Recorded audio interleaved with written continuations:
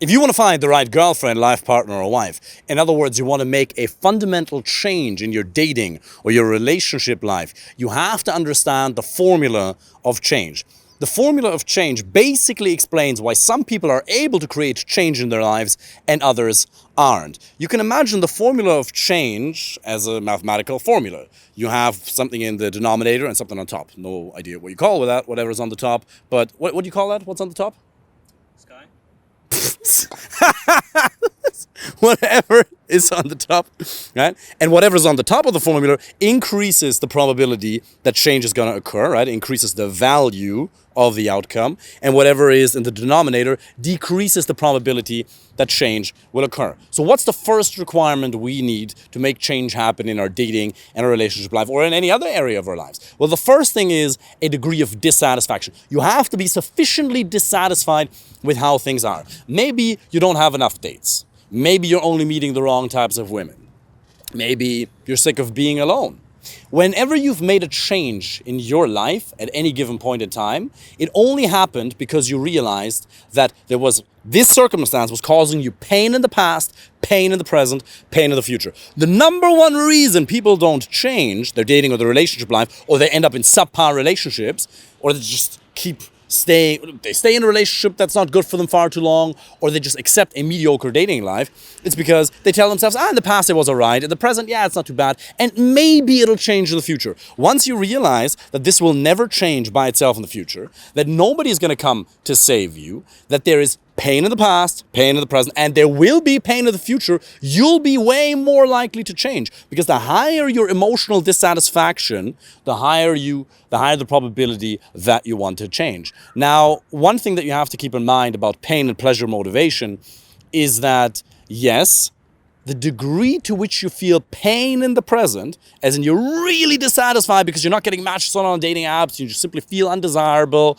or things just aren't going the way you want them to, you keep jerking yourself to sleep, all of that stuff, that is going to increase your willingness to change. But Gunther Schmidt, one of Germany's best psychologists, says, just because our willingness for change is increased doesn't mean our own sense of competence has been increased. So, there's a difference between you wanting to change and you feeling able and empowered to change. These are two very different things. I can experience a lot of pain, a lot of anger, frustration, sadness, loneliness, but I might not feel able to make the change that I want to make. So that's why the best long-term motivator is actually pleasure, which is the second component on the sky, as he said, in the formula of change, which is pleasure. You need to have a compelling future. You need to have a vision for what your life would look like, for example, with an amazing woman by your side, or even just going through the dating process, that it's actually one, an enjoyable process to engage in, and second, that it's worth it.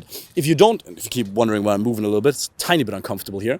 If you don't have a clear image in your mind of what your life would be like and how amazing it would actually be, if you got more dates, you learned to communicate your personality authentically and effectively, and you actually became truly confident, if you don't know what that would look like, you don't even have a subject that you're aiming towards.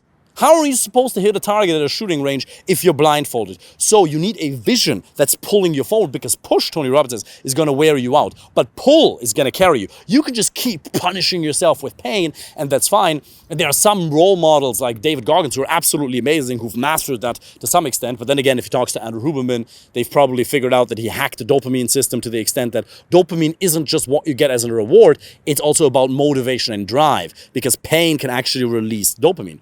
But the problem is, at some point, most people burn out if it's just frustration that's driving them. You need something better, the vision that you're striving towards. Now, let's say you're sufficiently dissatisfied with your dating and your relationship life. You don't want to watch adult videos anymore, right? You want to have some actual high-quality intimacy with the right type of lady.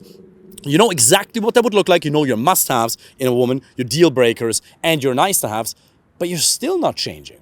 Well, then it's because you're missing the last component, which is the knowledge of the next steps. You don't have to have a perfect plan. You don't have to have everything perfectly figured out. But what you do have to have is a sufficient knowledge of the next couple of steps. You need to know what the next steps are to start taking action, because then you start creating momentum. You can feel all the emotions you want. If you have no idea what to do, well, then that energy is going to evaporate at some point. You have to direct it in a strategic manner.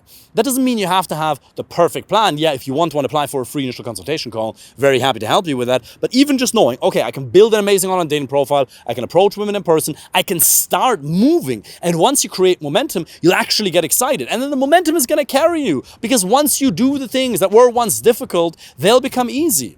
You know how we always talk about leaving your comfort zone? Well, how about expanding your comfort zone? Once you venture out into what is currently uncomfortable, that will become your comfort zone. Maybe you're more introverted. Maybe you don't want to talk to people. Maybe that's a bit more difficult for you. Well, guess what? You can train yourself to enjoy it. That doesn't mean that you have to go and socialize for 6 hours. Maybe an hour and a half is more than enough for you. But you can become competent at it. Now, let's say you have the pain, you have the positive vision, you have the next steps, and you're still not changing. Well, then it's because what's in the denominator, what's decreasing the probability that change is going to occur, which is the perceived or the assumed cost of change. If you assume that having to get out there and meet women is going to be so painful, and that you'll be confronted with evidence to the seeming fact that you're an undesirable piece of shit and no woman would ever want you, well, then obviously you're not going to do that. If you've been swiping on dating apps and now you question your own self-worth, maybe you've deleted them a couple of times, maybe you got back on them because you were a little horny and you're trying to get back at it. If the process is so painful to you, if it's more painful than the pain you're currently experiencing, you won't change. Now, the key word here is not actual cost of change, it's the perceived cost of change. And that's really what you have to understand. It's not how painful the process actually is going to be, because if you do it right, it doesn't have to be that painful at all. Yeah, there are going to be some challenges. You'll have to be willing to push yourself a little bit, but it's not really that big a deal. We're not building a fucking rocket. We're not flying to Mars. We talk about talking to women here. Your great-great-grandparents, they've all done it, right? Our most pathetic male ancestors have found a way to procreate, so we can too. Now, obviously, you can make an argument that maybe the relationships our parents had weren't the most compatible one. Fine, we're obviously aiming to improve that. But if they've done it, we've been able to do it as well. But you have to change in your mind how painful the change is actually going to be. Why do people not go to the gym who are fat? Well, because they're worried that people are going to laugh at them. Gym is actually an amazing environment where if you truly go, people are unbelievably encouraging. Obviously, you find a couple of weirdos who just spread negative energy and they're really trying to drag people down because misery loves company. But most people who are in the gym, they see a fat person working out, they'll encourage them. They're really proud of them. The only people who think that they're going to get laughed at in the gym, I mean, there's a lot of people who do think that, but it's actually not going to happen. The only people who do talk bad about these people are really possessed by demons, or they're actually suffering so much, they're so deeply unhappy with their own lives that they really want to spread it, because there's two ways to build the biggest building in town. And if you're insecure and you want to feel better about yourself, then you can either build the biggest building, you can work on your communication skills, your confidence, you can work on your body, or you can just talk shit about other people, and then you'll feel better in comparison, but it's fake. It's not real because it's not earned. So if you think that the process is going to be so difficult, oh, I don't want to have to go to clubs. You don't have to go to clubs. You don't have to go to bars. Yes, I encourage going there. Yeah, but I don't even drink. You don't have to drink to go to bars. See, there's all these mindset problems that are floating around in your head. You have all these thoughts that are preventing you from taking constructive action over a sustained period of time so you can check out of the dating market. Remember, this is not forever. You're just going to do this properly for X amount of months, then you find somebody, and then you're done with it. But if you don't commit yourself to the process fully, if you don't commit yourself to getting high quality options to choose the right woman from, what's going to happen is you will eventually settle. You'll settle for somebody who isn't right for you. You'll settle for a relationship that, well, you know how they say that, who was it? Henry David Thoreau says that most men live lives of quiet desperation. It's really so. Most men, I saw it in my ex-wife's father, actually, who's a good and kind person. Like, you couldn't say a bad word about the man, but he was the most pussy-whipped individual that I've ever seen on the face of the planet. A good, kind person. I don't have a bad word to say about him, but pussy-whipped beyond what you can imagine. He would walk around with his shoulders pulled up, say, oh yeah, I guess it's my fault. Super intelligent man, right? Amazing father, really good guy. But when would his anger come out? When he's driving. All of a sudden, when he's driving, he'd get angry, start shouting at drivers while his wife is in the passenger seat and we're all there. Why is that? Well, he gets to voice his anger in a way that's socially digestible, because he's worried that if he were to actually communicate his needs, which he's not doing because he's a cuck, Not in the metaphor, not in the literal sense of watching his wife make love to another man, but in the sense of communicating his needs. If he were to actually do that, he's worried that he would lose the most important source of love. Because remember, we have a need for love and connection. And me in the relationship with my ex-wife, the reason I married her was because I was afraid of losing her. It wasn't because the relationship was so amazing. You can be in a very unhealthy relationship and still that person can meet your need for love and connection. But when he's in the car and he starts shouting at people, people notice, oh, there's something going on. So at least he can voice his anger to an extent. And he's living quite a miserable life to a large extent. He's living a beautiful life on the one hand, but he's really, really unhappy in other ways. I'm not even saying that he would have to leave the relationship, but he would actually have to have some radically honest conversations and be willing to lose her. Being willing to lose the lady who's in front of you on a first date or 7 years into the marriage is a key component to having an amazing relationship. That's not to say that the first conflict comes up and you drop things immediately. Absolutely not.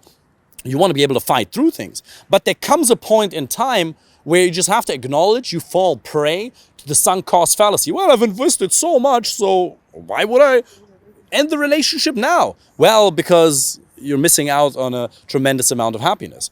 So you can see it's the way you perceive things in your mind, how much you think it's going to cost you to make that change. But you have to understand, if you don't make that change, it is going to cost you ultimate happiness. So here's my invitation. Change in your mind the perception of how much you're already suffering. Understand that not figuring this out caused you pain in the past. It's going to cause you pain.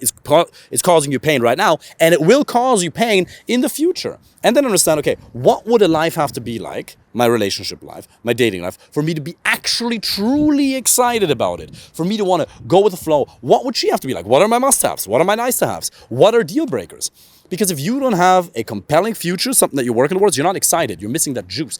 And then get a knowledge of the concrete next steps. There's free resources, there's paid resources, but commit yourself to it. And then the last step is change the perception in your mind of how much it's going to cost you to make that change. Because ultimately, it's costing you your happiness. Do you need a woman in your life to survive? No, but if you truly want to be happy, you have to have a relationship where you're actually compatible. Because remember, the number one criteria for relationship success is compatibility. You can do as much fucking couples therapy as you want. If the relationship is structurally broken because you're not right for one another, because your personalities don't align, because your values aren't aligned, then you're doomed to suffer. So, take action. Wish you all the best. Take care. Yeah.